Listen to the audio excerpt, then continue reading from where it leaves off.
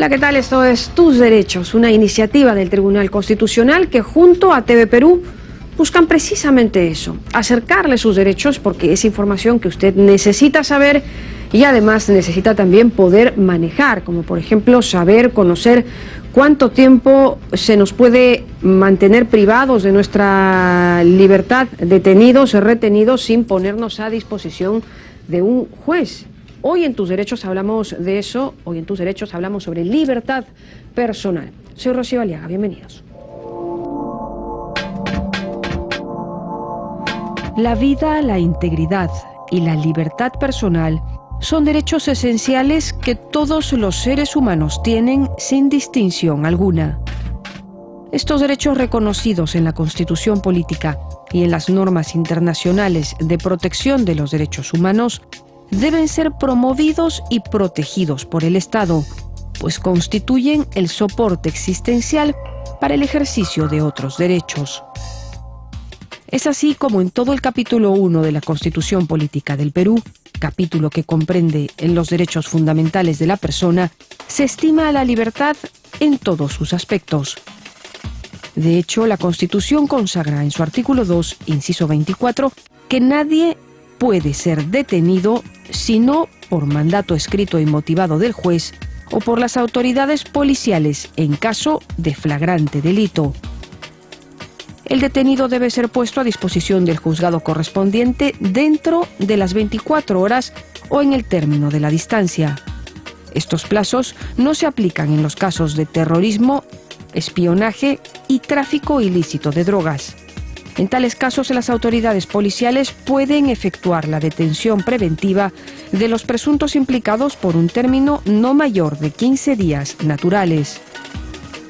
El mismo artículo titula además que no se permite forma alguna de restricción de la libertad personal, salvo en los casos previstos por la ley.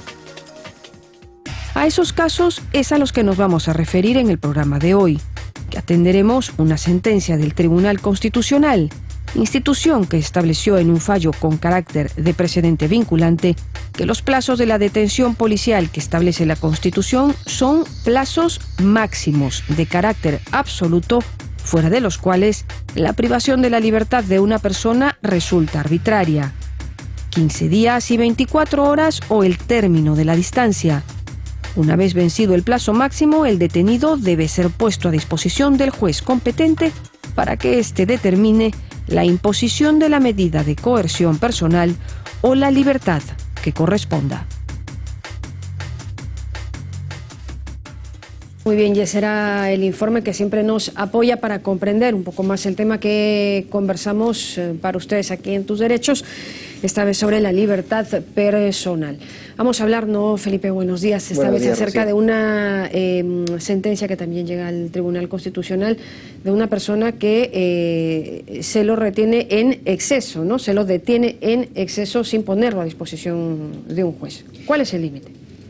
¿Cuál es el límite? Es una pregunta que fue respondida por el tribunal aplicando la Constitución. El límite es de 24 horas, uno puede estar detenido en la policía y superado ese plazo debe ser puesto a disposición de un juez.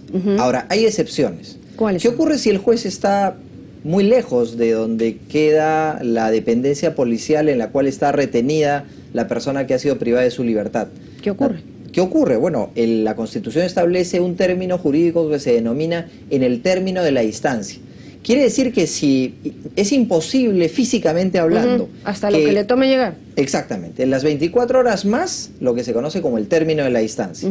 Qué sé yo, pues serán 10, 15, 20 horas más, pero tendría que probarse que hay esa imposibilidad. No hay un límite para el término de la distancia, porque puede estar llegando 2 días, ¿no? Claro, acá juega mucho la razonabilidad.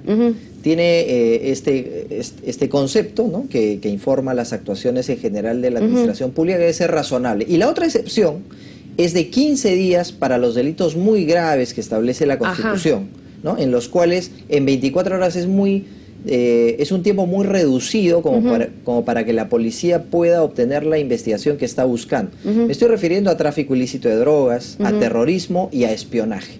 Estas 3 causales establece la Constitución que sí permiten que la detención policial exceda las 24 horas y llegue hasta un límite, el de 15 días. Luego de los 15 días, ahí sí tiene que ser trasladado ante el juez de la causa y allí pues ya empieza el proceso judicial correspondiente.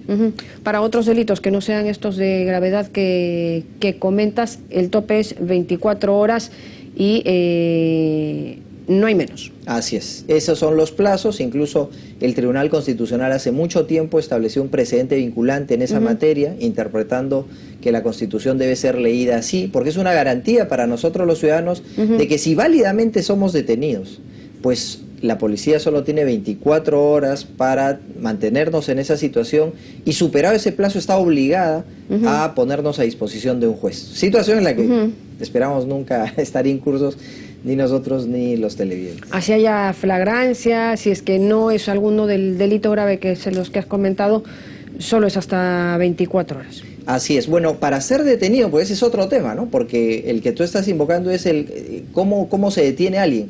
Ahí hay dos causales. A mí solo me pueden detener válidamente, a cualquier persona digo, por un mandato judicial o si se me detiene en flagrancia, es decir, con las manos en la masa. Claro. ¿No? Si hay esas dos causales, allí sí puedo ser detenido válidamente. Bueno, nos quedamos con eso entonces, nos vamos a ir a la pausa en Tus Derechos. Esta mañana estamos comentando acerca del derecho a la libertad personal. Pausa y regresamos rapidito.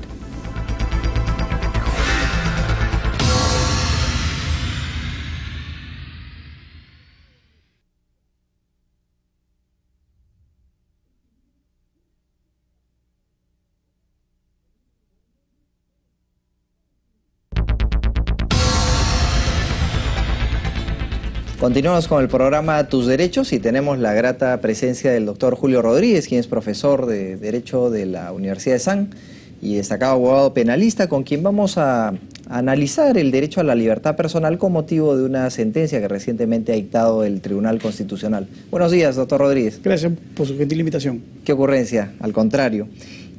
Tenemos un caso en el cual se ve involucrado un derecho tan caro a todos nosotros, que es el de la libertad personal, y quizá un primer elemento para hacer de conocimiento de todos es comentar un poco cuáles son las causales o las razones por las cuales una persona puede ver válidamente restringida su libertad. Bueno, sí es cierto, la libertad personal o la libertad de deambular es el derecho más importante que tenemos en un Estado democrático de derecho después de la vida. Y en virtud de ello, solo puede haber una restricción en la medida en que haya una orden judicial y excepcionalmente cuando se produce una situación de flagrancia delictiva. Esos son los únicos dos casos en que alguien puede verse privado de su libertad. Entendemos que flagrancia es el típico caso del que lo agarran con las manos en la masa, ¿no? Correcto, está el sujeto en medio de la perpetración del hecho delictivo, o puede ser que esté momentos siguientes en la huida, como se le conoce, de haber realizado el hecho delictivo. Esto es lo que se conoce como cuasiflagrancia, que tiene el mismo valor. De acuerdo, porque no siempre pues va a coincidir que el policía o el efectivo del orden detecte justo en ese momento a la persona que ha ocasionado un ilícito, sino que puede ser a las pocas horas, a los pocos minutos de ocurrido el hecho. Correcto, y adicionalmente a ello existe también en nuestro Código Procesal Penal vigente la posibilidad de que no solo sea la policía, sino que existe el arresto ciudadano, que permite que una colectividad de personas o una persona pueda retener a quien ha encontrado durante el acto delictivo. Bien, entonces tenemos estas dos causales y en el caso que nos convoca, en la región Huancayo se dispuso de un mandato de detención a partir de una orden de captura emitida por un juez respecto de una parte, ¿no?, por el delito de falsedad ideológica. Entonces detienen a la persona y esta persona es detenida, va a los calabozos de la policía y allí aparentemente excede el plazo respecto del cual debe ser puesta a disposición del juzgado. ¿Qué dice la Constitución respecto de la garantía que tenemos para observar los plazos que sean adecuadamente remitidos al juzgado, en este caso el juzgado de Huancayo? Así es. Hay que diferenciar una orden de detención preventiva o prisión preventiva, como se le llama en el nuevo código, un mandato de detención, como se le llama todavía en aquellos lugares donde estaba vigente el Código de Procedimientos Penales, es una orden motivada por un juez y que ejecuta la policía. La policía lo que hace es inmediatamente poner a esta persona a disposición de quien ha requerido su detención. Pero hay una figura intermedia que es aquellos casos en donde la persona es citada para concurrir a determinada diligencia y no lo hace. Es renuente a esa decisión jurisdiccional. En esos casos, el juez ordena su inmediata ubicación y captura para efectos de que se cumpla lo ordenado. Por ejemplo, una lectura de sentencia. Incluso el órgano jurisdiccional tiene la posibilidad de extender ello hasta un testigo. Un testigo que no acude a la citación sin justificación alguna, se le puede ordenar una captura a efectos de que cumpla con dar su testimonio en el juzgado. Esas son las posibilidades. Y lo que se discute más en estas circunstancias es el momento en que se ejecuta la orden de captura. Porque si la orden de captura se ejecuta en un momento donde no hay juzgado penal hábil que haya requerido a esta persona, se produce una suerte pues de detención por un plazo que corresponde hasta el momento en que la persona pueda ser puesta en inmediata disposición del juzgado. Si alguien es capturado, por ejemplo, un viernes en la tarde, un sábado en la mañana, el juzgado no está funcionando en aquel momento. Por lo tanto, se cuentan los días hábiles, es decir, solo podrá ser puesto a disposición inmediatamente exista pues la posibilidad de que abra el despacho judicial correspondiente. Varios puntos interesantes de lo que nos menciona, porque uno suele asumir que uno está detenido porque hay una prisión preventiva en ciernes y porque debe cumplir algún mandato de restricción de libertad en ese sentido, pero el doctor lo que nos está diciendo es que también hay casos en los cuales el juez puede disponer la captura de una persona para un fin concreto. Correcto. ¿Cierto?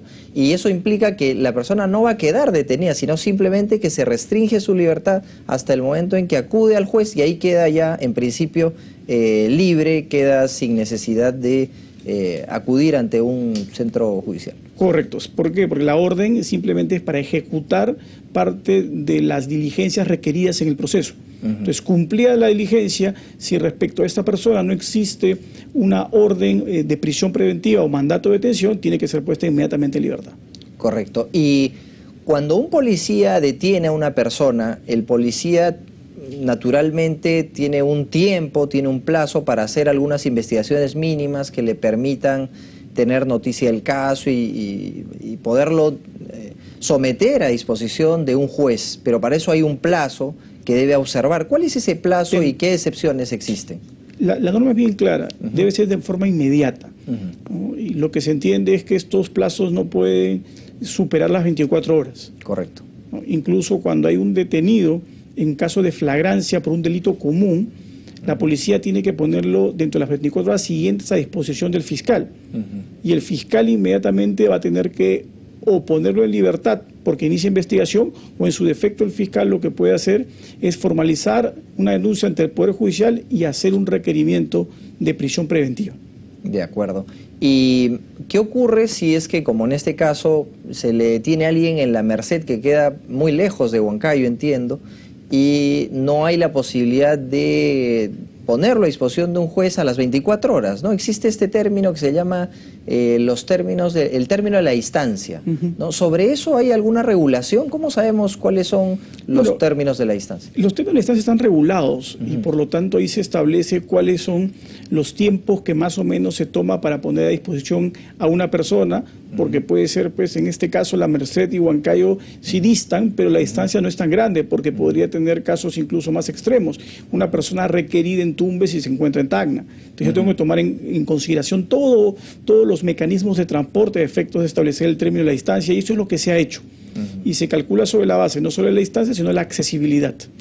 Y adicionalmente a eso, si bien son 24 horas el tiempo máximo que un policía tiene para ponernos a disposición del fiscal, como usted ha aclarado, y luego ante el juez en su momento, también hay delitos muy graves que permiten que este plazo se prolongue. Correcto, así es.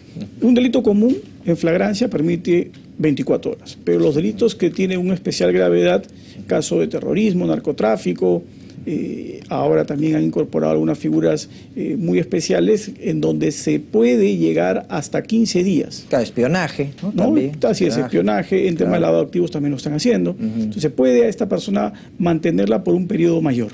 De acuerdo. Y eso es plenamente constitucional. Sí, claro, eso es absolutamente lícito, porque la complejidad del hecho, la gravedad de las circunstancias ameritan que estas personas puedan estar privadas de libertad por un tiempo mayor. porque las pesquisas, es decir, el acopio de los elementos de convicción para que sean presentados al juez demoran muchísimo más que en un delito común. Es decir, ¿a qué me estoy refiriendo? Encontrar pues los elementos de convicción de un hurto, de un robo, va a ser casi inmediato, ¿no? Identificar a la persona que ha cometido de manera aislada este delito no tiene mayor complejidad. Pero sí sucede lo contrario cuando se interviene alguien que puede pertenecer a una organización criminal, cuando alguien es parte pues, de un engranaje que comete delitos como el tráfico de drogas.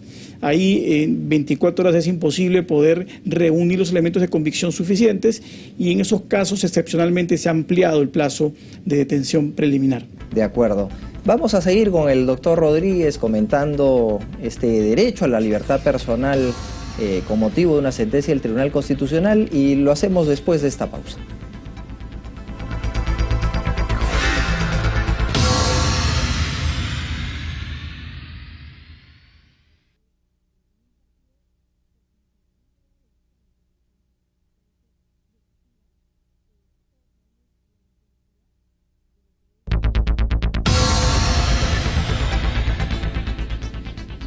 Seguimos con tus derechos, seguimos con el doctor Julio Rodríguez analizando el derecho a la libertad personal, que tantas aristas tiene.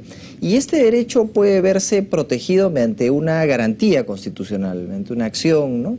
que es el habeas corpus. Y este instrumento, esta garantía procesal está al alcance de todas las personas, pero no todos saben si esta garantía tiene que ser necesariamente presentada por la parte o puede ser presentada por cualquier persona. A ver, esa pregunta es importantísima. El habeas corpus tiene una data bastante extensa, porque esto se crea para poder garantizar al ciudadano frente a una actitud arbitraria del Estado que retenga a una persona, la detenga de manera indebida. Se le prive de libertad de manera indebida, porque como señalamos hace un momento, la libertad acaba siendo lo más importante después de la vida. Sobre ello, es importante reconocer que el habeas corpus lo que busca es que se limite esta posibilidad de arbitrariedad. El habeas corpus, lo que sucede lamentablemente en el caso peruano, es que pues, ha sido sobreutilizado en algunas circunstancias.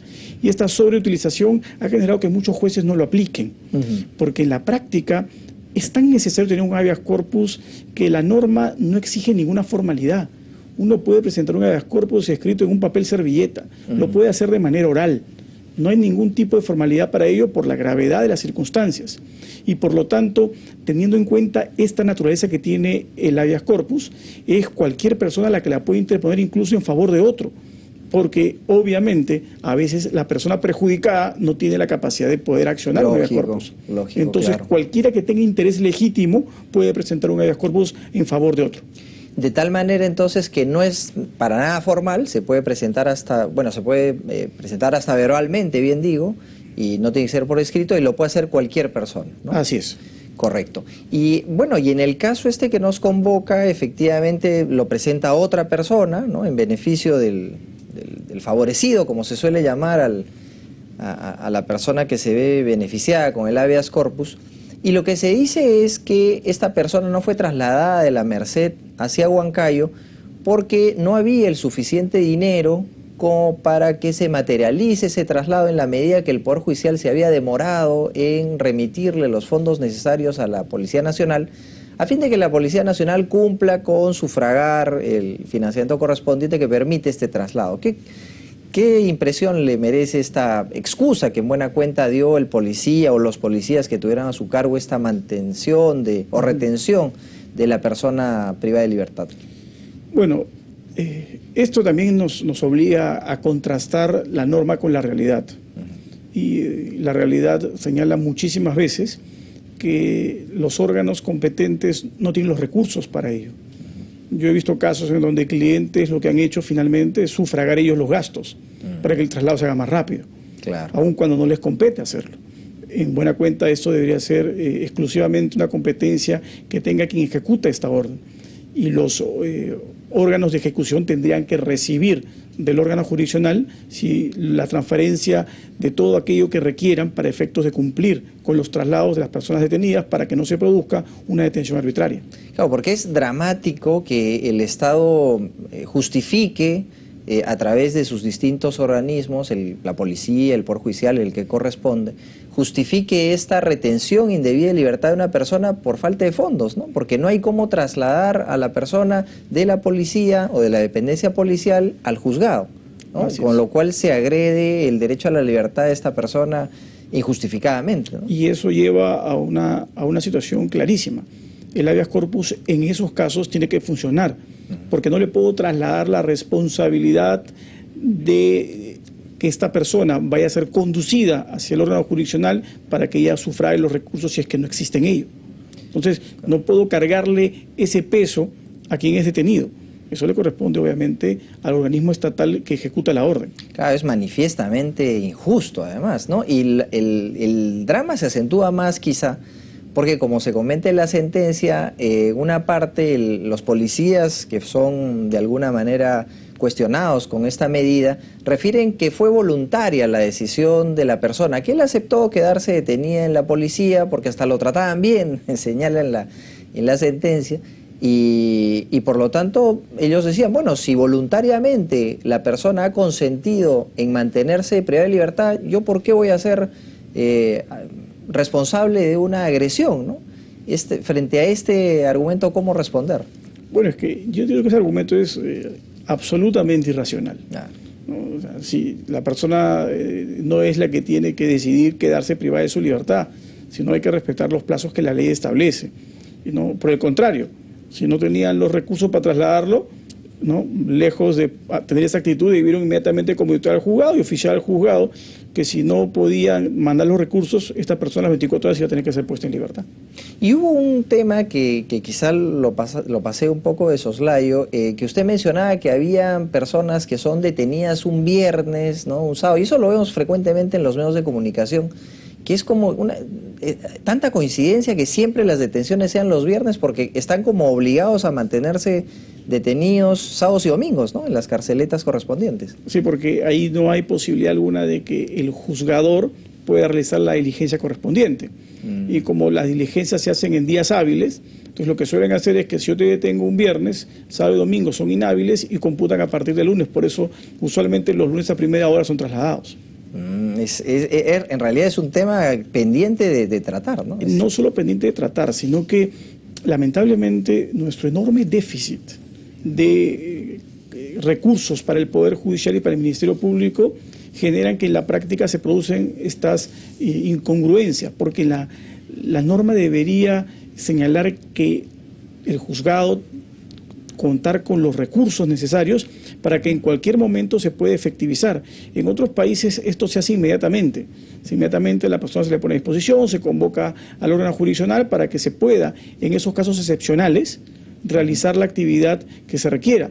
Hay un aspecto que es común en los habeas corpus, que es que la persona que ha sido detenida, como en este caso este señor de La Merced, él estuvo indebidamente retenido pues cerca de 4 días, ¿no? Y por eso él interpone la demanda, pero naturalmente el proceso dura más que 4 días y llega un momento en el cual finalmente se dispone su libertad.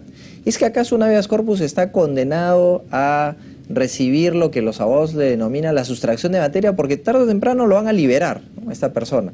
Pero él, al momento de los hechos, estaba efectivamente detenido, presentó la demanda, su derecho a la libertad personal fue afectado y por lo tanto uno esperaría que sí se vea por el fondo del asunto. ¿Cómo reacciona el derecho frente a situaciones en las cuales alguien que ha sido detenido válidamente luego ha sido puesto en libertad? A ver, es que más allá de los términos de tiempos, lo importante en esos casos es reconocer que si ya hubo afectación al derecho, la persona tiene que ser puesta en inmediata libertad y tiene pues las facultades para interponer los habeas corpus que entiendan, garantizan esa situación.